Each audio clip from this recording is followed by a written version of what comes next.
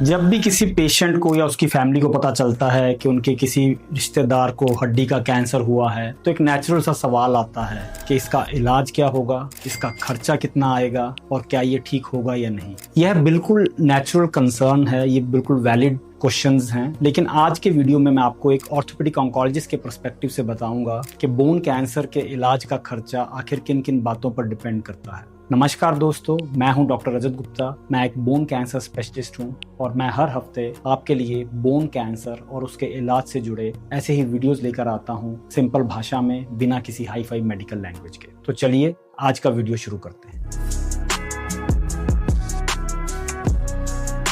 Bone cancer और उसका treatment एक कोई फिक्स्ड फॉर्मूला पर नहीं होता है। ऐसा नहीं है कि दो बोन कैंसर के पेशेंट्स का इलाज सेम होगा, इस कारण उन दोनों पेशेंट्स का खर्चा भी सेम नहीं हो सकता। जब भी हमारे पास कोई बोन कैंसर का पेशेंट आता है तो हमारा फर्स्ट प्रेफरेंस होता है ये जानना कि उसको कौन सा कैंसर है, उसका टाइप क्या है, उसका ग्रेड क्या है, वो शरीर में कहीं और फैला तो नहीं है, यानी कि उसका स्टेज क्या है और कौन सी हड्डी में इन्वॉल्व है, मरीज का एज कितना है। और इन्हीं सब बातों के ऊपर ही डिपेंड करता है कि मरीज का क्या इलाज होने वाला है और इस इलाज के ऊपर ही डिपेंड करेगा कि उसका खर्चा क्या होने वाला है।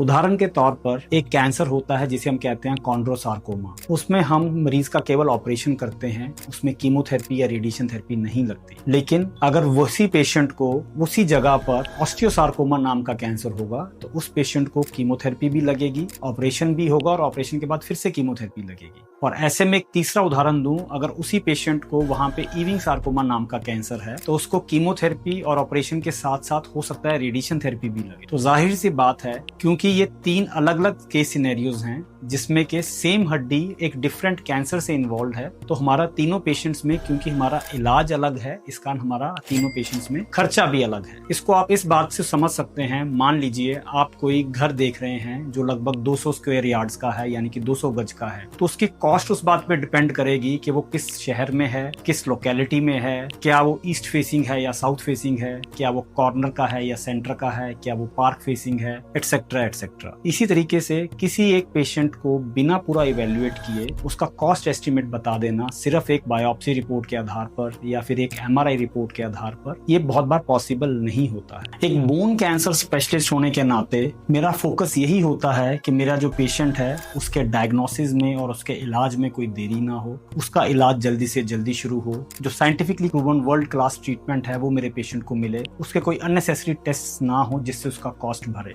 जैसे कि बहुत बार हमारे पास कोई पेशेंट्स आते हैं जिनको सीटी स्कैन करवाया होता है या फिर कोई ऐसे टेस्ट करवाए होते हैं जिनकी उनको रिक्वायरमेंट नहीं है, तो वो अननेसेसरली मरीज का खर्चा बढ़ा देते हैं। ऐसे ही बहुत बार हमारे पास पेशेंट्स आते हैं जिनकी नीडल बायोप्सी के बजाय एक बड़ी सी चीरे वाली ओपन बायोप्सी हो जाती है जिसका खर्चा ज्यादा होता है। तो as a bone cancer specialist मेरा यही मोटो रहता है कि मेरे पेशेंट का खर्चा कम से कम हो, लेकिन बिना क्वालिटी कॉम्प्रोमाइज किए। तो अगर आपको या आपके किसी रिश्तेदार को हड्डी का कैंसर डायग्नोज हुआ है और आप इस बात से डरे हुए हैं कि क्या आप उसको अफोर्ड कर पाएंगे या नहीं, तो मेरा आपको यही सुझाव है कि आप जल्दी से जल्दी एक बोन कैंसर स्पेशलिस्ट के पास अपने पेशेंट को और उसके सारे रिकॉर्ड्स और स्कैन्स लेकर जाएं, ताकि आपका एक टेलर मेड ट्रीटमेंट प्लान बनाया जा सके और उसके अकॉर्डिंगली जो भी कॉस्ट एस्टिमेट होगा वो आपको बताया जा सके। उम्मीद करता हूँ कि आज का वीडियो आपको अच्छा लगा होगा और आप समझ पाए होंगे कि क्यों किसी पेशेंट को बिना देखे एक एग्जैक्ट कॉस्ट का फिगर बताना बहुत मुश्किल होता है। क्योंकि अगर हम कोई फिगर आपको बताएं